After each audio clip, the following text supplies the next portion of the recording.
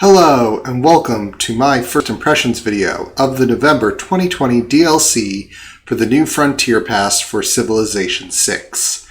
We're going to go ahead and I just started 12 seconds in to get us a nice starting shot there, but we'll go ahead and let me just lower the volume a scooch. We'll head back to the beginning and let's get going. Hey there, Civ fans! Welcome to the developer video for DLC 4. We're going to be announcing a new civilization, new game mode, and some of the other new additions you can expect to find while you're taking one more turn in the Civilization 6 New Frontier Pass. First off, the moment you've all been waiting for, the next Civ is Babylon. Babylon is a Civ we just couldn't bear to leave out. While we're going to let the upcoming first look video give you all the details, we can say that Babylon is going to be blinding you with science. Alright, so it's going to be a scientific playthrough style. So I doubt it'll be a unique scientific district, but I could be proven wrong since we've already got 2 unique scientific districts, but we'll see what they give. It could also be a more production focus because for science you need a good amount of production. And as we can see here in the city center, I have not seen that little symbol before for a unit under construction, so I'm thinking they're having some sort of cavalry unique unit, just based on that alone. And then some. The Babylon pack will also contain a full slate of 6 new city-states, one of each type, each with its own unique perks, such as unique improvements for Susan. Okay, let's see if we can see anything else here.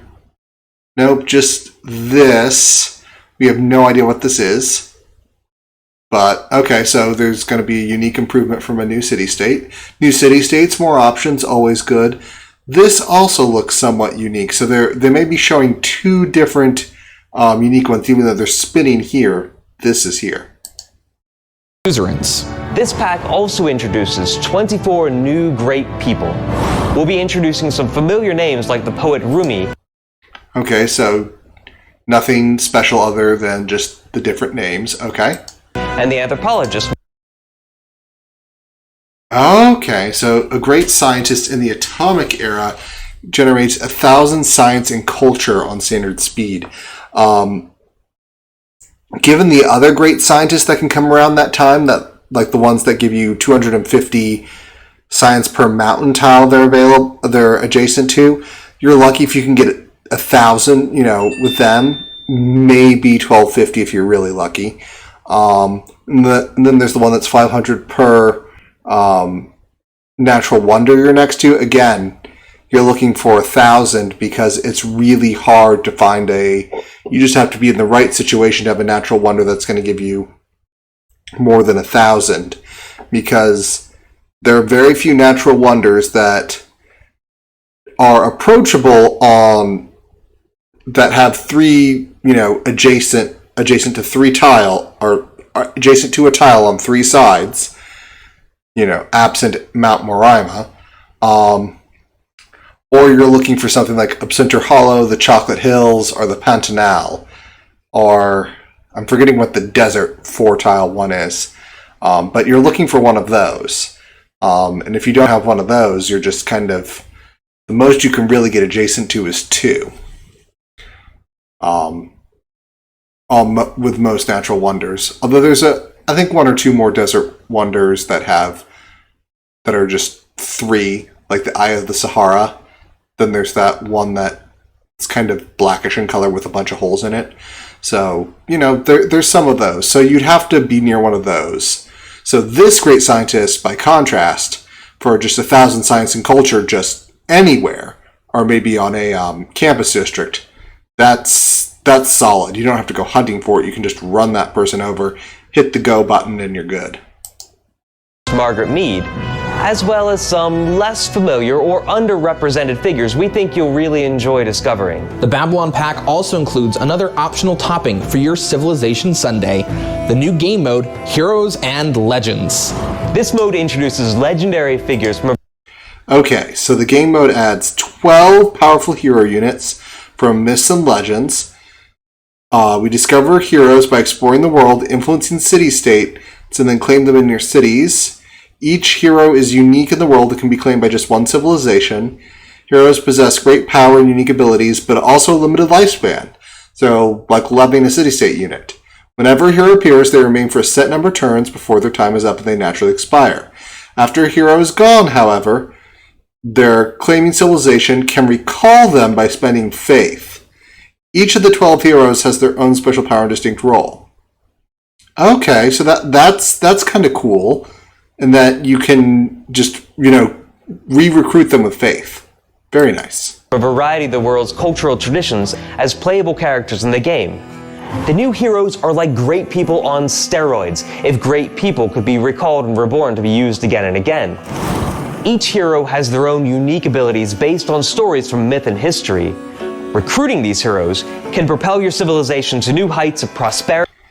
Okay, so Hercules Labor.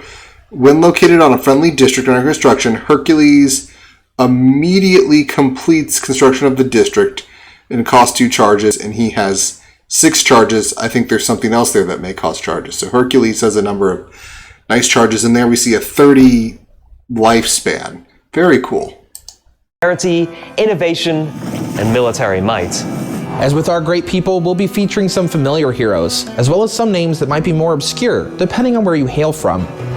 One of the most recognizable heroes in the game mode is none other than the legendary knight, wielder of Excalibur, King Arthur himself. His primary ability, Arthur's Accolade, transforms an adjacent military unit into a questing knight, a unique heavy cavalry unit with increased combat strength and greatly increased lifespan.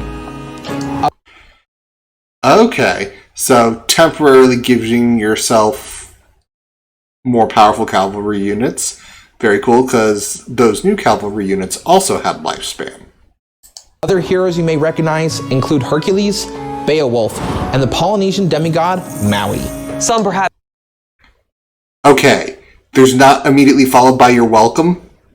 Well, I guess they're worried about the copyright complaint, but it should be followed by you're welcome.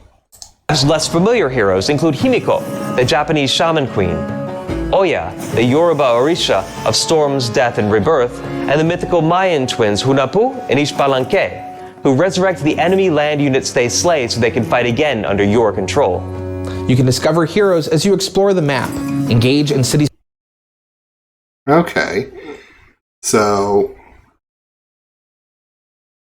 let's see, the Monkey King is hidden unless adjacent to an enemy unit. Okay, so you can look at the hero, you just find them like you would a secret society, it looks like. State diplomacy, or undertake the Heroic Tales City project in one of your cities. Oh, hold on. Or undertake the Heroic Tales go City back. project. Resurrect the enemy land units they slay so they can fight again under your control.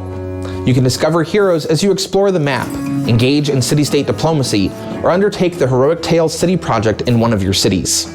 Once you discover a hero with abilities that complement your goals and playstyle, you can recruit them by performing a devotion project at any completed monument. Just beware, other civs might be after the same hero. Like World Wonders or Great People, heroes are unique and can only belong to one civilization each game. The first time a hero dies or expires, they leave behind 2 heroic relic great works, an epic and a symbolic object. These relics provide buffs throughout the rest of the game. Monuments can display these items in 2 new heroic relic slots. Okay, so when I see this, I'm going, what about if you're playing also with secret societies and you get the old god obelisk? Are you suddenly going to have 1 anything slot and 2 heroic relic slots? I'm just wondering how that's going to mix. Or is the old god obelisk only going to have space for 1? That would be something to check. In short, the Babylon Pack is all about the power of personality. 24 new great people, a slate of legendary heroes, and even Babylon's leader who is known for their charisma, especially if we think of charisma as it is in tabletop RPGs as a kind of force of personality. The DLC for Babylon Pack will be available on November 19th. Civ fans, you are the best fans in gaming. We hope you stay safe, healthy, and happy throughout the coming winter season. We'll see you in December in the video for our next free game update to keep you entertained during the sleet or snow or sunshine or whatever December may bring in your part of the world while you're taking one More turn.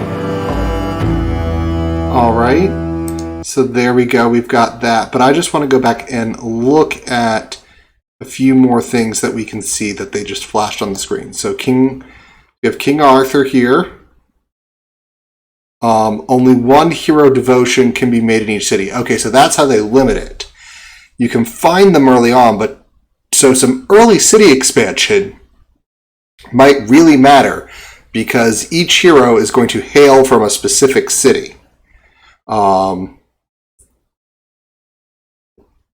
So that will be important. Let's see. Let's keep moving forward. And then here's the screen with all the different heroes here. Or not all of them, because they're, 24? So, Anasi looks to be here.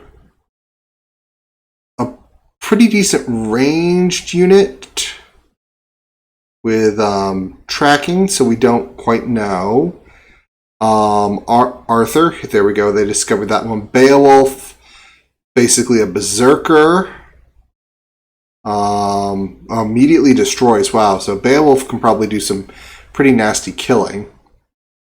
Oh, that's probably what uses his charges. He's just like, and murder. Hercules ignoring some hills. Then we saw the building. He also seemed like he had a different ability, so that could that might be more attack based. Himiko, so basically like a great general. Pretty long lifespan there. Looks like standard is 27. She has 36. Ignores all terrain and immediate targeting city state. So some city state affecting. Oh, automatically healing. That's useful. So, and then target any friendly unit, probably a buff. So any ordinary land unit that is killed is resurrected and becomes yours. So that it could be pretty nice. The Maui.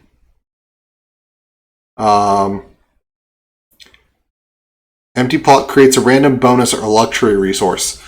Oh my god. For people that need bonus or luxury resource adjacencies to things, that's that could be really nice.